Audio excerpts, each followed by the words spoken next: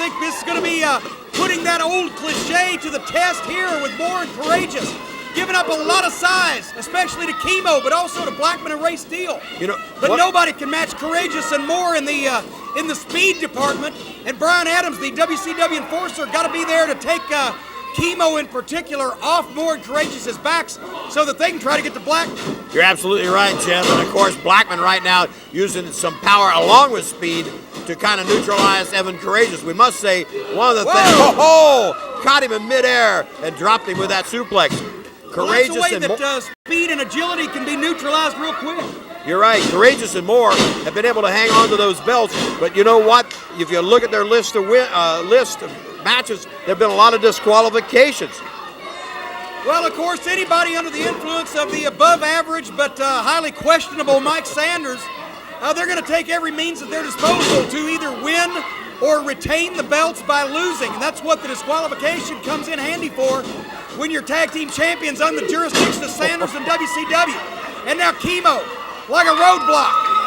Courageous, showing his smarter than courageous streak, and tags in the big man Brian Adams. We're going to see Adams head up against Chemo. Adams put the hand up, wants to try the test of strength. Let's see if this guy's going to go here. Adams at around 290, Chemo at about 4 1/4.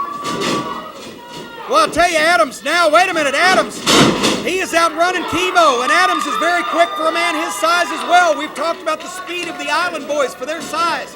But in Adams, you got a 290-pounder that moves like he's 220. Look here. You just can't beat that combination. Wait a minute, we saw problems in that direction with Haku earlier. Can't hurt these Island Boys. If you hit him in the head, that's for damn sure. Adams stunned himself with a headbutt, and Chemo took full advantage. The tag goes to Shannon Moore.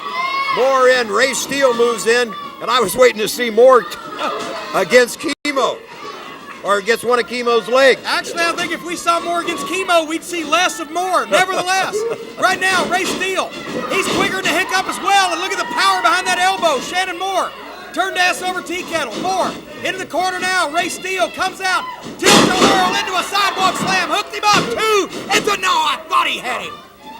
Ray Steele almost gets the pin. Shannon Moore goes head first into that turnbuckle. Steele sets him up for that arm whip cross ring. Moore into the up and over. Ducks the clothesline. Back in with a kick to the midsection. But he's going for his... Thought he was going to try to finish him. Well, he shouldn't take that left turn at Albuquerque, I'll tell you that. Ray Steele put Shannon Moore down, and it took Brian Adams to save the team of Moore, Courageous, and Adams from certain defeat there. Now there's a tag to Brian Adams. Ray Steele didn't see it. No. Steele did not see the tag. And right now, Brian Adams is in the driver's seat. Pile driver with an assist from Moore and Courageous. They're putting the boots to Steele. You know, the referee has got to be one ignorant son of a gun. There's 3 men beating the hell out of one right behind his back, and he won't turn around. Robert Briscoe let me down on that one. There's a count of 2 and no.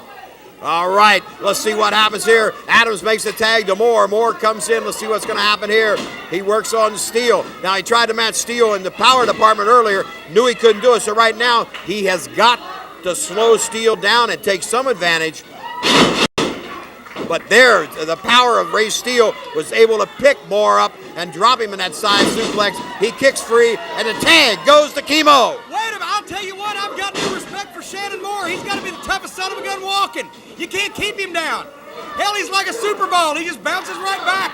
Chemo now on Courageous. Adams down at Chemo's feet. Chemo charges, but Moore moved out of the way. And now it's like a swarm of bees on the back of an elephant. They can't hit him, they can't hurt him, but they're trying their hardest. Wait a minute, what's going to happen here? Briscoe moves in. No, he gets a 2 count, but Courageous is in to make the save. Les, I'm sending up the announcing version of the red flag here. I have no idea who is legal. I have no idea what's going to happen. All I know is there's 6 guys beating each other's brains out in the Davis Arena, and Robert Briscoe is helpless. Moore with a kick. The Chemo, and all it does is straighten him up and infuriate him. He's going for the chokes. Face first on the choke slam. Courageous with a chair, and there's the disqualification. Well, at least Briscoe saw that. I'll tell you, a disqualification, and rightfully so, in that contest. And now they're trying to drag what used to be Shannon Moore out of the ring, or Adams and Courageous. And there, as we were saying earlier, the tag team champions able to hang on by a disqualification there, but apparently Chemo would have had the pin otherwise. But the tag team champions, along with Brian Adams, go out of the ring a little safer, but with a loss on the disqualification.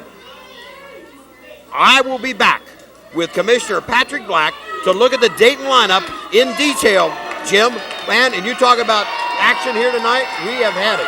Well, it's going to be a preview of this coming Wednesday night at the Fairgrounds Coliseum in Dayton when the HWA crowns its new heavyweight champion. Folks, don't go away. We'll be right back with that important word from Commissioner Patrick Black.